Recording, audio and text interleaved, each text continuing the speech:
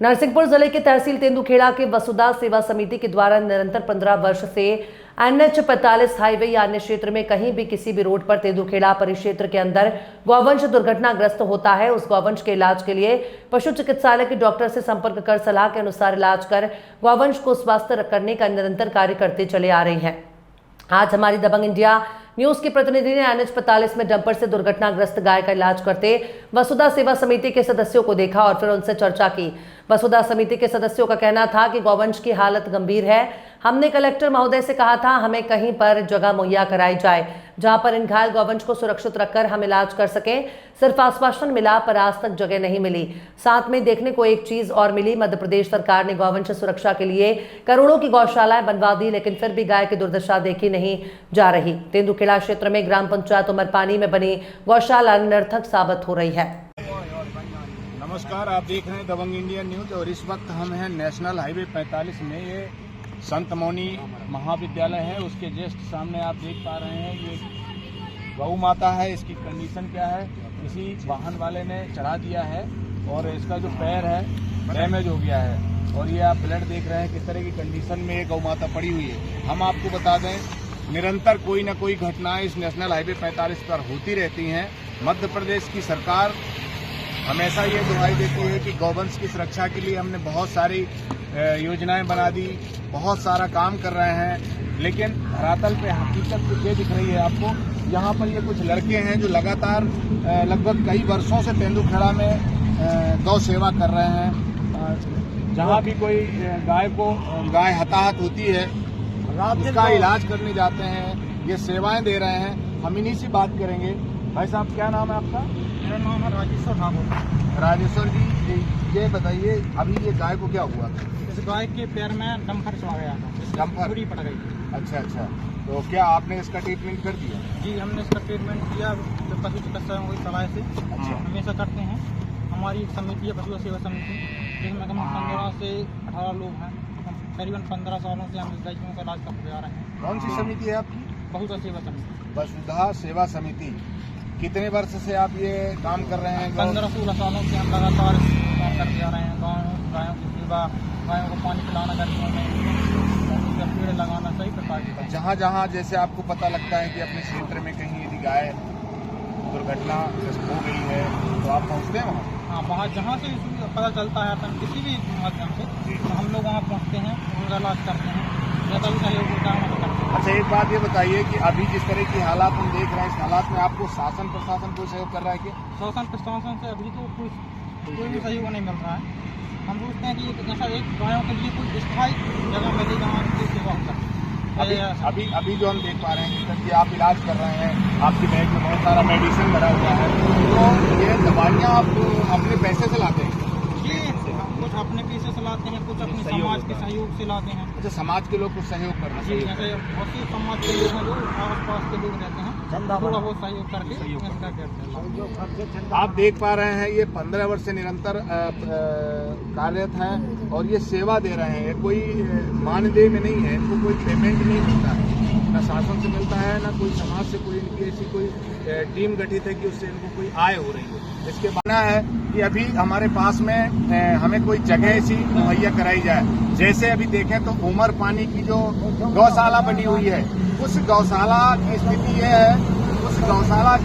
है कि वो खाली पड़ी हुई है। वहाँ पर एक भी गाय नहीं है आज की डेट में। अगर देखा जाए तो वो जिसके भी हैंड में है, उसके हैंड से वो गौशाला अलग करके अगर इन लोगों को वो गौशाला दे दी जाती है। ये जो वसुधा समिति के जो सदस्य हैं, जो लड़के हैं, जो दिन रात गौ रक्षा में काम कर रहे हैं, मेहनत कर रहे हैं, तो कहीं ना कहीं यहाँ जो दर गाय माता भटक रही हैं, आप देख पा रहे हैं। तेंदुखेड़ा नगर परिषद में हम देखें तो पूरी मेन रोडों पे गौवंश बैठा रहता है, तो इनको कम से कम सिक्योरिटी के साथ में ये लोग वहाँ पहुँचाएं। जो जिनको किसी का पैर टूट जाता है, किसी को कोई दुर्घटना हो जाती है, तो उसका कम से कम व्यवस्थित ढंग से वो वहाँ पर इलाज कर सकें। इसलिए इनका कहना है कि कलेक्टर महोदय से हमने निवेदन भी किया था, लेकिन कोई सुनवाई नहीं हुई। हमारे चैनल की तरफ से हम माननीय कलेक्टर महोदय से आग्रह करेंगे कि गौ संरक्षण के तहत, गौ संवर्धन के तहत, क्योंकि गौ संवर्धन बोर्ड हमेशा गौ सुरक्षा की बात करता है, मुख्यमंत्री डॉक्टर यादव जी गौ संरक्षण की बात करते हैं, करोड़ों रुपया खर्च कर रहे हैं, तो हमारा भी यही कहना है कि अगर गौशाला खाली पड़ी हुई है और वहाँ जो पदस्थ हैं वो अगर सही ढंग से देखरेख नहीं कर पा रहे हैं, सिर्फ अपना उल्लू सीधा कर रहे हैं, तो वहाँ से उन लोगों को हटा के ये वसुधा समिति के सदस्यों को वहाँ रखा जाए और इनके द्वारा वहाँ पे व्यवस्था की जाएगी और गौवंश की सुरक्षा की जाएगी। अभी आप देख लो, ये गौवंश है, ये देखिए ये गौवंश आ गया, ये नेशनल हाईवे में आपको दिखा रहा हूँ, ये देखिए अब ये वाहन निकल रहे हैं, कब कैसी घटना हो जाए, ये बड़े बड़े वाहन जा रहे हैं, ये वाहन निकल रहे हैं, लेकिन इसको नेशनल हाईवे NHI भी नहीं देख रहा है। उन्हें एम्बुलेंस चलती हैं, सिक्योरिटी के लिए NHI में वाहन लगे हुए हैं, लेकिन कोई किसी तरह का ध्यान नहीं दे रहा है, जबकि ये गौवंश को ध्यान देने की आवश्यकता है। NHI को भी ध्यान देने की जरूरत है कि NH में जो वाहन चल रहे हैं और गौवंश जो यहाँ पर घूम रहा है उसको सड़क से हटाएं, रोड से हटाएं, जबकि ये रोड में ही घूमते रहते हैं, इसलिए दुर्घटनाएं होती हैं। दबंग इंडिया न्यूज शुभ संपादक मध्य प्रदेश राजू सिंह राजपूत की खास खबर है। इसके लिए यदि आप लोग सेवाएं दे रहे हैं तो कहीं न कहीं शासन प्रशासन को आपका सहयोग भी करना चाहिए। यदि आपको कहीं व्यवस्था जमीन की करवा दी जाए तो क्या आप करेंगे उसमें हम जो घायल गाय हैं और बाकी जो रोड पर बैठ रहे हैं, सबसे मेन चीज़ है कि रोड पर नहीं बैठेंगे तो एक्सीडेंट ही नहीं होगा। रोड पर हजारों गाय बैठेंगे, आप भी दिख रहे हैं, हम सभी दिख रहे हैं, और इनकी व्यवस्था की जाए। अभी आप देख रहे हैं हमारे पास में एक देखा जाए तो उमर पानी ग्राम पंचायत लगती है, जहाँ पर एक गौशाला बनी हुई है, मुख्यमंत्री जी ने बनवाया था। तो यहाँ पर अभी हम देखते हैं कि लगातार कहीं न कहीं वो खाली पड़ी रहती है। तो अगर वो गौशाला आप लोगों के हैंड में आ जाए तो क्या आप यहाँ जो हम देख पा रहे हैं पूरे नगर परिषद में एक पूरा बाजार गौवंश का लगा रहता है, तो क्या ये गौवंश पूरा उस गौशाला में पहुँचाएंगे आप लोग? व्यवस्था करें और वहाँ पे ग्राउंड भी बना हुआ है, ग्राउंड गिर जाए तो अपन बहुत वहाँ हम देखने गए थे हमारी समिति, वहाँ एक भी गाय नहीं, कोई सुविधा नहीं है, तो कुछ नहीं है, वहाँ तो बहुत अच्छी देखने के लिए गौशाला। अगर वो गौशाला आप लोगों के हैंड में हो जाए तो आप गौवंश की अच्छी सुरक्षा कर पाएंगे? करेंगे। हमारी समिति के लिए व्यवस्था नहीं है तो गाय यहाँ पे है, इसको अगर अपने पास जगह हो तो अपन इसको वहाँ ले जाते हैं। इस विषय में जरूर जानकारी यहाँ के CMO महोदय को, नगर पालिका जो अधिकारी हैं तेंदुखेड़ा के, उनसे बात की जाएगी, कलेक्टर महोदय से बात की जाएगी। अगर मुख्यमंत्री द्वारा गौशाला बनवाई गई है, आज वो खाली पड़ी है, तो कहीं ना कहीं ये एक गलत मैसेज जा रहा है और शासन अगर व्यवस्था दे रहा है तो उसका सही उपयोग होना चाहिए, दुरुपयोग नहीं होना चाहिए। आप कहाँ से हैं भाई साहब? हम तेंदुखेड़ा से हैं। क्या नाम लिखते हैं आप? अमर विश्वकर्मा।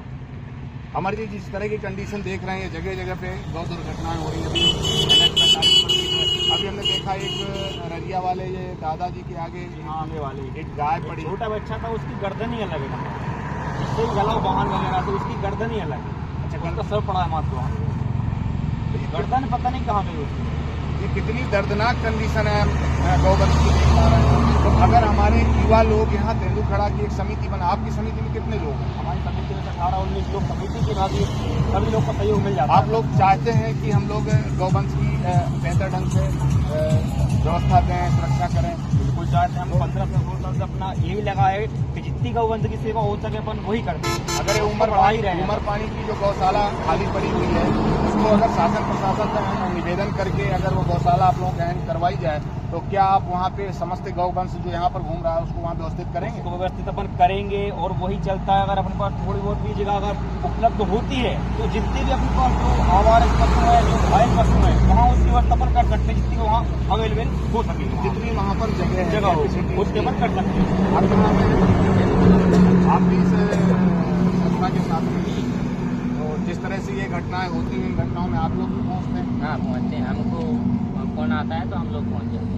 जैसी खबर लगती है वहाँ से अपन लोग, किसी का भी कॉल आई है ना कि कोई रोड पे अपना हो या कोई छोटा हो या बड़ा हो, किसी का भी कॉल आएगा, बच्चे का, बूढ़े का, बड़े का, किसी ने भी कॉल कर दिया भैया वहाँ एक गाय है बीमार है या तबीयत खराब है, चोट है, तो अपन पहुँच जाते हैं।